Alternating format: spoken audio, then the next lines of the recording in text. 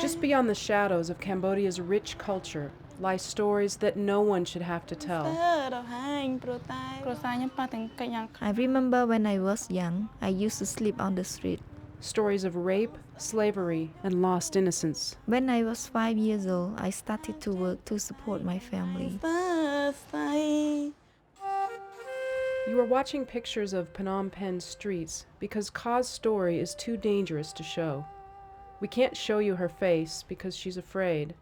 We can't show you where she lives because others are afraid too. And we can't show you the places where she spent 4.5 years in a personal hell because it would be too dangerous to take our cameras in. My father, he was violent and he drank alcohol and he beat up my mom. Like so many children in Cambodia, Ka's story begins with years of poverty and abuse. And at that time, I was very, very unhappy. And all I could think about was to have my mom get some more money. She left home when she was just 16 and traveled to the Thai border in search of a job. A taxi driver took her to a nearby karaoke club where she found work. So I asked her, what is the job like? And she said that it's a very easy job. And I told her I want to work in a place with no alcohol. And she said, of course not. She found a job that would change her life forever. I did not know it was a brothel. Over the next 4.5 years, Ka would be forced to have sex with as many as 10 men in one day. She was raped, beaten, and drugged. At that time, I didn't even think about the future. All I thought about was that one day I would die. Ka's story is common in Cambodia. There are tens of thousands of women just like her. Young girls in search of money to support their families quickly become tangled in a maze of abduction and violence. And many of these women aren't women at all.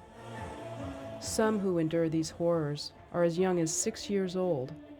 6 years old. If you try to escape, on the road there would be someone who would wait and shoot you. 4.5 years after that innocent taxi ride, Ka's nightmare would finally come to an end.